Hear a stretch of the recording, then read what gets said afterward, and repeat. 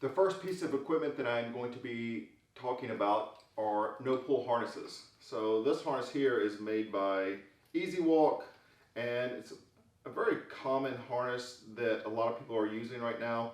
And how this harness works is that it slides over the dog's head. Come here, son. It hooks underneath.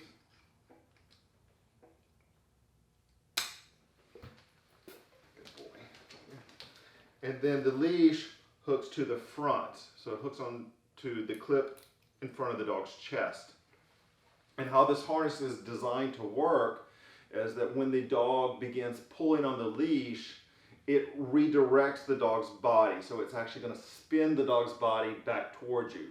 So the dog finds that pulling on the leash is very uncomfortable because every time they hit the end of the leash, they spin around. Now, these harnesses are currently really popular. I know that a lot of dog owners are using them, and I know that a lot of trainers are using them right now. And I think that they can be really effective at stopping pulling as long as your technique is good. And that's really the case for just about any type of equipment. If your technique is bad, your dog will pull on anything. So this could be an option for you. A few things I don't like about this harness is that it has a tendency to ride low in the front of the dog, so it can actually inhibit some of the dog's shoulder movement. You may find that if you're using this harness when you're walking along, your dog seems to kind of walk like this rather than have a full stride. And now there are other choices besides this Easy Walk harness. I think there's a balance harness that may fit a little bit better for some dogs, or a perfect fit harness. I don't use a lot of these front clip harnesses, so I'm not an expert on this specific style of anti-pull device, but I know some people get good results with them. You may want to try it with your dog. If you like it, great. If you find that your dog is pulling on it, then you may want to think about an equipment change. Another thing that I don't like about these harnesses is how it fits right under the dog's armpit there. A lot of the short-coated breeds tend to get chafing, and you can find various skin irritations start to develop if the dog is wearing this for extended period of times or going on long walks. So I have seen certain clients even put various pieces of fleece and tape them on just to make it more comfortable for the dog. I also have seen some dogs get flipped. So if you have a dog that has a tendency to really lunge toward other dogs or lunge toward things on their walk, when they lunge and it hits the end of the leash, it pulls their front legs out, and it can cause the dog to flip onto their side. So that's another thing that I really don't like about these harnesses. But I have seen a lot of dog owners really like them, and so if you find that it's a good fit for your dog, great, then try it out. A few positive notes on the harnesses: generally dogs acclimate to them really well. So you put the harness on and you start going. There's not a long acclimation period versus say like a head halter. So this would be the front clip harness. You can hook on the front. A lot of the other styles, you also have a clip that you can hook on the back so that you can switch it back and forth. I know some of current trainers are putting a leash in the front and then having another hook to where I think it's the balance harness that hooks in the back, and you can kind of control both ways with your dog. All right, so that's the front clip harness, anti-pull device, and now let's talk about some of the other types of choices.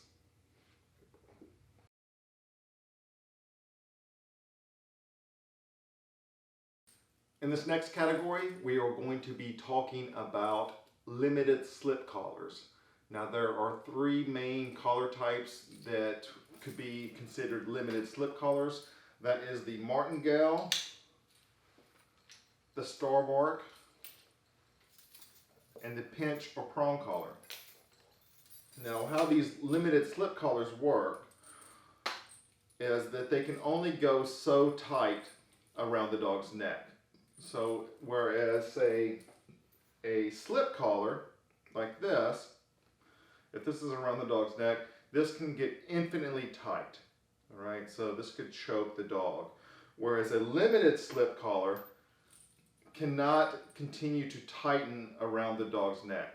So it can only go so far. So you can fit these collars appropriately with the level of tightness that you want. So with this Martingale here, the leash hooks to the O-ring here, and then it has chain in between these two other rings. Some of the Martingales also have nylon rather than chain. So if this is around the dog's neck and you adjust it to where it can be tight if the dog is pulling on the leash, but at rest the collar remains pretty comfortable. So if I put this around Sonny's neck here,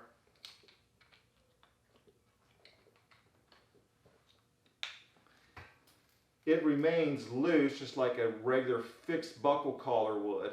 Now if he started to pull into the leash pressure, the collar would actually tighten. And then if he backed off of that leash pressure, the collar would loosen again. Okay, so that's how you teach the dog to not pull on the leash, because the dog learns when they are walking in a certain position relative to you, the dog learns that the collar feels nice and comfortable. When they start to pull into that leash pressure, the collar actually tightens. So this could be an effective tool to use for leash pulling.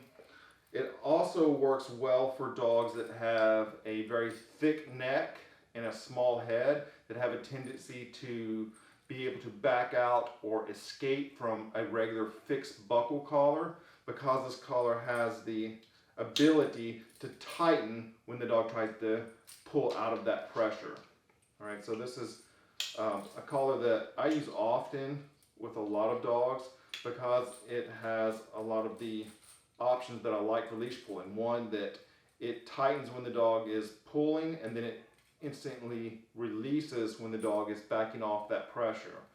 Whereas the front clip harnesses spin the dog around when they pull into that pressure, and the dog in the easy walk harnesses, they learn to walk as long as they're walking comfortably at your side. They don't feel any pressure on the leash, but when they hit the end of it, they get spun around. With this collar, it tightens, but it does not have the ability to become infinitely tight, so it can't choke your dog as long as it's fitted appropriately.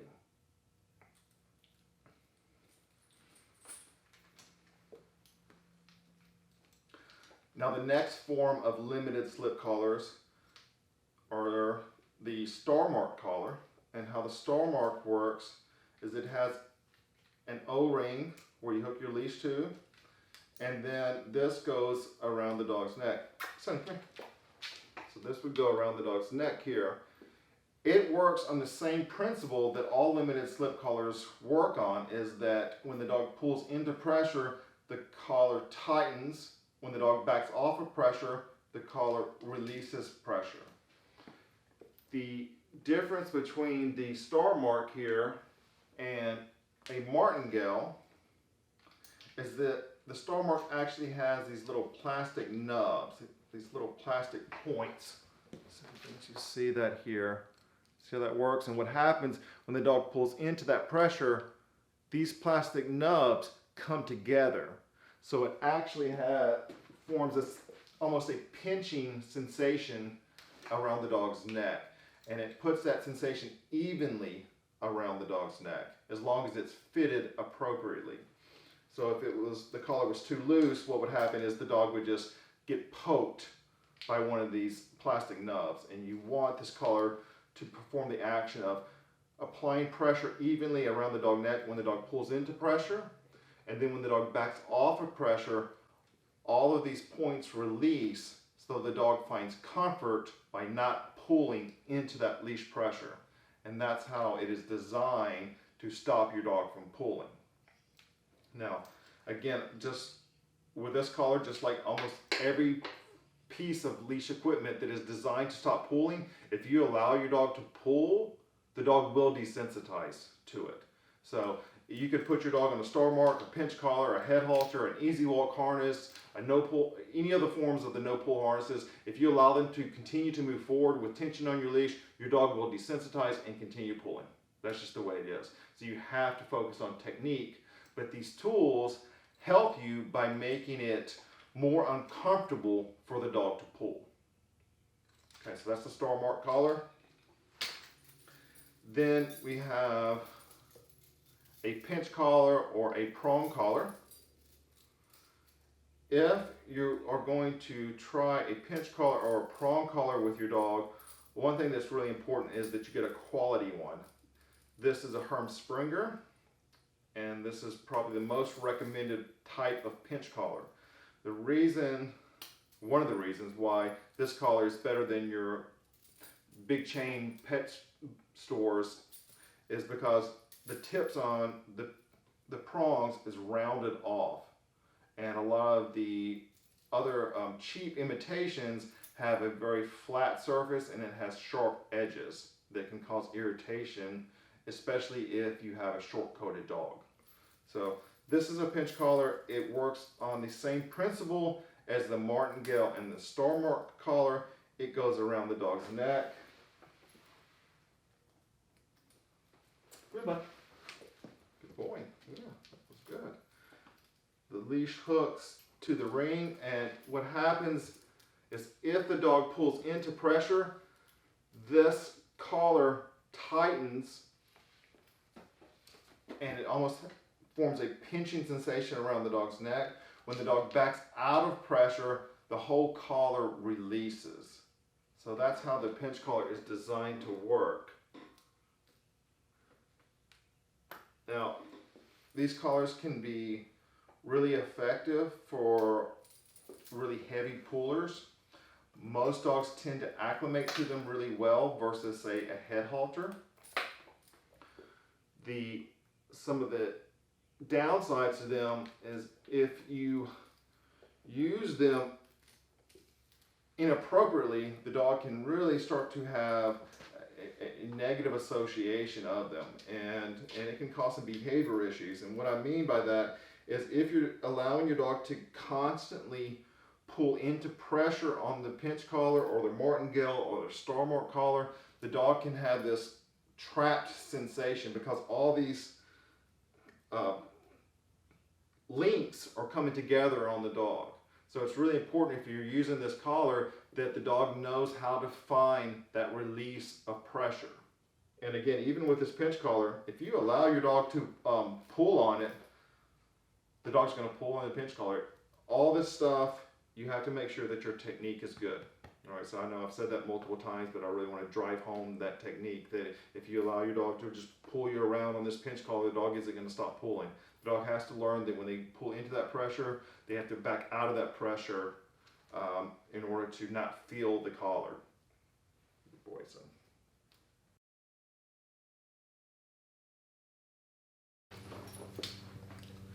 The last category that I am going to be discussing are head halters.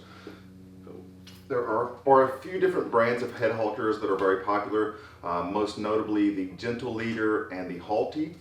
I use the walking train. I like the walking train because it has a really thick pad that goes around the dog's muzzle. And how these collars work, Sonny, is they have a strap that goes around the dog's muzzle. Then they have a clip that fastens behind the ears. Get that. And so then they have a control ring here. This is the walking train. And then it has a safety that hooks to the dog's regular collar. Good boy. And how this piece of equipment works is that when the dog forges into that leash pressure, it has the effect of spinning the dog's head around. So it's very easy to stop a dog from pulling because you're able to control the head. And the dog learns that as long as they are walking at your side or without putting pressure into the leash, it feels very comfortable to the dog as far as not feeling that pressure so that their head isn't getting spun around. As soon as they forge on you, the head gets spun around and it's pretty uncomfortable for the dog.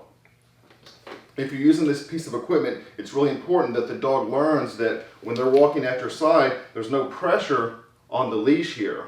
I do see a lot of dogs out and about walking with constant pressure, and their head, as they're moving, their head is kind of turned as they're walking. So it's putting constant pressure in their neck area. So it's really important if you're using this type of piece of equipment that you learn how to teach a dog to walk at your side without any pressure on the head halter. Come here, son. A few things I do like about these head halters is that they are very effective at stopping leash pulling even with really large dogs. So for dogs like Mastiffs and Great Danes, you can control the dog even if they are lunging. However, because you have so much control over the dog, it's really easy to misuse them. So it's really important that you do focus on your technique when you're using these type of head halters. Another thing that I don't like about the collar is that it generally takes some time for the dogs to acclimate to them. Usually they don't like the sensation that's with the strap that goes around the dog's muzzle, and then they also don't like having their head turned. So a lot of dogs can take a week or two before they get used to wearing these head halters. One tip I can give you if you're practicing with a head halter or getting your dog used to wearing a head halter is you put it on and you don't start off going out on a walk with your dog by hooking it to the control ring. You hook your leash onto a harness or the dog's regular neck collar, and you just move around so the dog gets used to just feeling the sensation around the dog's muzzle before you start controlling the head.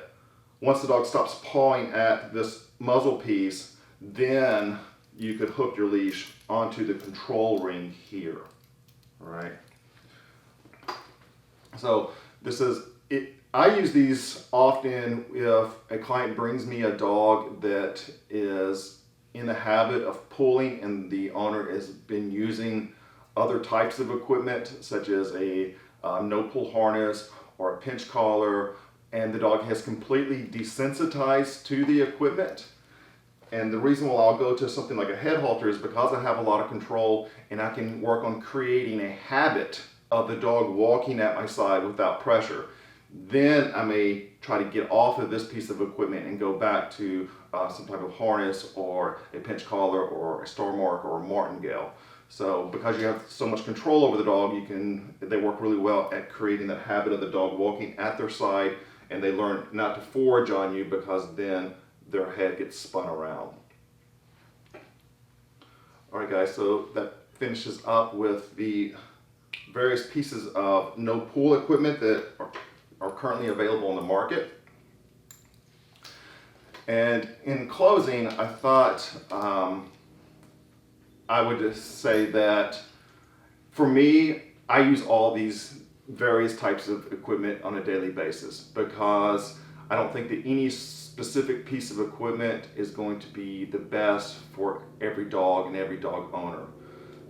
For instance, I'm supposed to be meeting next week with a lady, I believe she says she's 74 years old, and she has an 8-month-old Mastiff.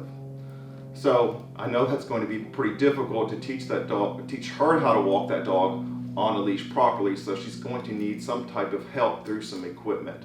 So for that situation, I may see if I can get the dog used to wearing a head halter to give her some control, versus if someone was maybe in their mid-20s and in great physical shape, they're going to have more options as far as leash equipment goes because they're going to be able to handle a little bit of lunging while the dog's in the training phase. If you have a dog that is currently pulling on the current equipment that you're using, you may want to think about an equipment change or focus on your technique. All right guys, that's it for this video. Thanks for watching.